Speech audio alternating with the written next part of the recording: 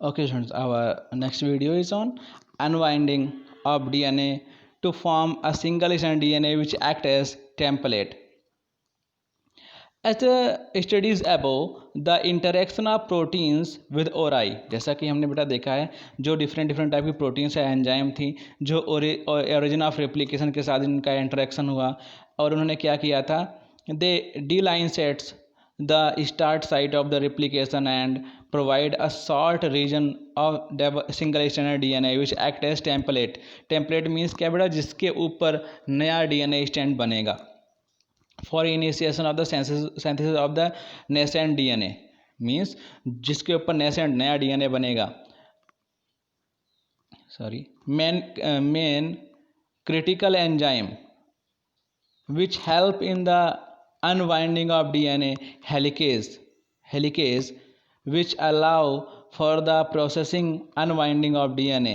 The single stranded binding proteins SSB binds to each single strand DNA and stabilize the complex and prevent re-annealing. जैसे हमने आपको पहले ही बताया था, these SSBs और single standard binding proteins are responsible for prevention from the rebinding और reannealing. बेटा SSB का मेन फंक्शन क्या होता है, वो दोनों ही स्टैंड पे आकर के बन जाती हैं. मीन्स जैसे हम देख लेंगे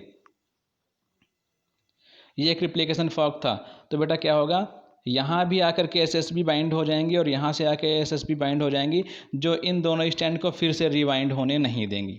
this is the main function of the SSBs और single standard binding proteins.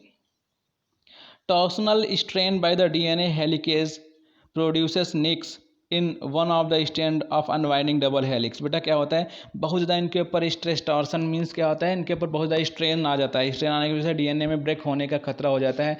That's why I special type of enzyme that is called as topoisomerase, जिससे हमने आपको पहले समझाया था. अगर ये डीएनए के अंदर यहाँ पे कहीं पे फॉक हुआ है तो इससे दूर वाले एंड पे बहुत ज़्यादा सुपर कॉइलिंग हो जाती है तो डीएनए को ब्रेक होने का ज़्यादा चांस हो जाता था. तो यहाँ पे टोपोआइसोमरेज आते हैं और इसको ब्रेक कर देते हैं. ब्रेक करने के बाद इसका सारा का सारा टॉर्सन या जो टेंशन होता है उसको रिलीज कर देते हैं. So this is the main function of the enzyme topoisomerase. Okay, this is the specific structures. यहाँ पे बेटा AT रिच सेगमेंट था तो यहाँ पे क्या हुआ, यहाँ पे निकिंग हुई है. प्रोकैरियोट्स के अंदर ऐसा होता है, यहाँ पे निकिंग हुई है और यहाँ पे क्या हुआ है, एसएसबीज जुड़ गई हैं और यहाँ पे ही हम देखेंगे कि यहाँ से कैसे ओरिजिन ऑफ रेप्लिकेशन, कैसे रेप्लिकेशन का ओरिजिन स्टार्ट होता है. ओके, फिर नाउ बेटा ये बबल्स बन गया और यहाँ पे एसएसबी आके बाइंड कर गई और दोनों स्टैंड को उन्होंने अलग अलग कर दिया है. और हमेशा कहाँ पे AT रिच रीजन पे, A और T रिच रीजन पे हमेशा ओरिजिन ऑफ रेप्लिकेशन मीन्स और ही बनती है. Next, thereby allowing the unwinding process to proceed.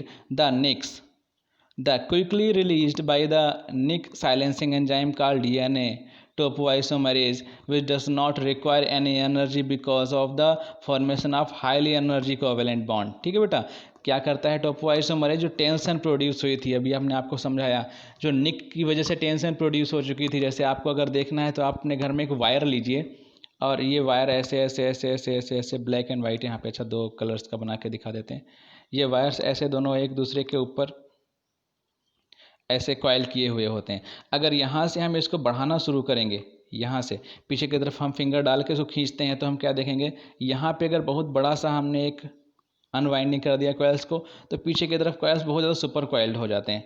तो सुपर कॉइलिंग की वजह से ऐसे डीएनए में, सेम ऐसे डीएनए में होता है, ब्रेक होने का चांस होता है, जिसकी वजह से क्या होता है, ब्रेक ना हो इसके वजह से टोपोआइसोमरेज ने यहाँ पे एक निक किया. निक करने के बाद इनका सारा का सारा टेंशन को रिलीज़ किया और फिर से इनका ज्वाइन कर दिया.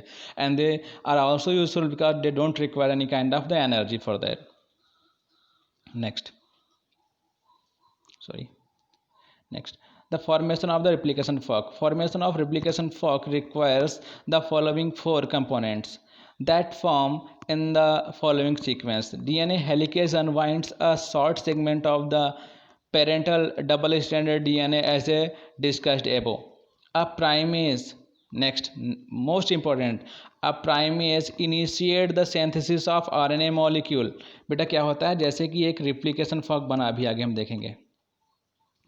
अब ये हमारा 3' टू 5 प्राइम स्टैंड था, ठीक है। इसके ऊपर जो डीएनए सिंथेसाइज होगा बेटा वो हमेशा 5 प्राइम टू 3 प्राइम होगा, 5 प्राइम टू 3 प्राइम होगा। और यहाँ पे एक प्राइमर सिंथेसाइज किया जाएगा, आरएनए प्राइमर। और आरएनए प्राइमर के बाद ही, क्योंकि बेटा डीएनए पॉलीमरेज का ये फीचर होता है कि वो आरएनए पॉलीमरेज से ही आगे न्यूक्लियोटाइड्स को ऐड करना स्टार्ट करता है। तो यहाँ पे नए न्यूक्लियोटाइड्स को ऐड करना स्टार्ट करेगा और कॉन्टिन्यूअस सीक्वेंस में 5 prime to 3 prime DNA replication start हो जाएगा और डीएनए का पॉलीमराइजेशन स्टार्ट हो जाएगा। लेकिन अगर ये वाला स्टैंड जो 5 प्राइम टू 3 प्राइम है, इसके ऊपर जो हम देखेंगे जो नया डीएनए बनेगा, जो नया डीएनए बनेगा इट इज़ ऑलवेज बेटा वो डीएनए 3 प्राइम टू 5 प्राइम होगा। और हमारे डीएनए पॉलीमरेज के अंदर बेटा ऐसी पोलरिटी नहीं होती कि 3 प्राइम टू 5 प्राइम को सिंथेसाइज कर पाए, इसलिए बेटा इस स्ट्रैंड को थोड़ा सा एस शेप बनना पड़ता है, ऐसे एस शेप बनना पड़ता है। तो यहाँ पे कहीं हमारा डीएनए पॉलीमरेज ऐड होता है, इसलिए। और जो इस डीएनए के ऊपर नया डीएनए बनेगा वो फ्रेगमेंट्स के फॉर्म में बनता है। This fragments are called as Okazaki fragments. इन फ्रेगमेंट्स को हम बेटा क्या बोलते हैं, ओकाजाकी फ्रेगमेंट्स। और इन फ्रेगमेंट्स को बनाने के लिए बार बार यहाँ पे प्राइमर्स को ऐड करना पड़ता है, बार बार यहाँ पे प्राइमर को ऐड करना पड़ता है हर सेगमेंट में। और उसके बाद डीएनए गायरेज बार बार से इसको जोड़ते हैं और लाइगेज बार बार से इसको जोड़ते हैं। Okay, next video, sorry in next topic. The DNA polymerase initiate nascent daughter strand synthesis. Single strand DNA, single stranded binding proteins or SSB proteins bind to single stranded DNA and prevent premature re-annealing of double strand DNA to single double stranded DNA. DNA polymerase only synthesize DNA in 5 prime to 3 prime. The most important, ये यहाँ पे कह सकते हैं कि सबसे important यही एक पॉइंट है। DNA polymerase only synthesize DNA in 5 prime to 3 prime direction, and only one of the several different type of the polymerases is involved in the formation of replication fork. An enzyme capable of polymerization DNA in 5 prime to 3 prime direction does not exist in any organism. Okay बेटा, किसी भी living organism के अंदर आज तक ऐसा DNA polymerase नहीं बना जो 3 प्राइम टू 5 प्राइम डीएनए को सिंथेसाइज कर दे, so that both of the newly replicated DNA strand can not grow in the same direction simultaneously. बेटा इसीलिए क्या होता है, दोनों थ्रेड्स और दोनों नए स्टैंड एक ही डायरेक्शन में एक साथ नहीं बन सकते। Again the same enzyme does not replicate both stand at the same time. इसलिए बेटा क्या होता है, एक डायरेक्शन को या दूसरे जिसके पर 3 प्राइम टू 5 प्राइम सिंथेसिस होनी है नया डीएनए की, उसको एस शेप बनाना पड़ता है, एस शेप बनाना पड़ता है। इसलिए एस शेप पे यहाँ कहीं लगता है डीएनए पॉलीमरेज और इसका सिंथेसिस उल्टा करता है। उल्टा सिंथेसिस करने की वजह से इसमें छोटे छोटे फ्रेगमेंट्स के फॉर्म में सिंथेसिस होती है। Next, as DNA strands are antiparallel the polymerase functions the asymmetrically. बेटा एंटी पैरेलल मीन्स ये है, one of the strand is 5 prime to 3 prime and then another strand is 3 prime to 5 prime. This means anti-parallel. कैसे बेटा asymmetrically कैसे work करेगा, leading strand, former strand, the DNA is synthesized continuously in 5 prime to 3 prime direction with same overall forward direction. Lagging strand or retrograde strand, the DNA is synthesized in a discontinuous manner in the strand. The DNA is synthesized in short spurts 1 to 5 kilobase fragment, the called Okazaki fragment. Several Okazaki fragments, approximately 250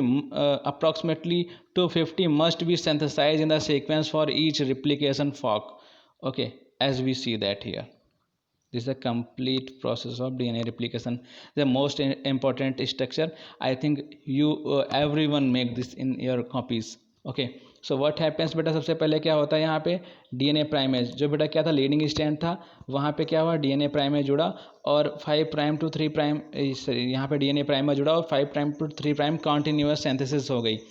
लेकिन यहाँ पे क्या होगा बेटा, उल्टा synthesis होगी, इधर की तरफ सिंथेसिस होगी, क्योंकि बेटा डीएनए पॉलीमरेज हमेशा 5 प्राइम टू 3 प्राइम ही सिंथेसिस करता है और यहाँ पे डीएनए इधर की तरफ लगा होता है, इसलिए इसको एस शेप बनना पड़ता है। यहाँ पे उन्होंने बना के नहीं दिखाया, एस शेप बनना पड़ता है।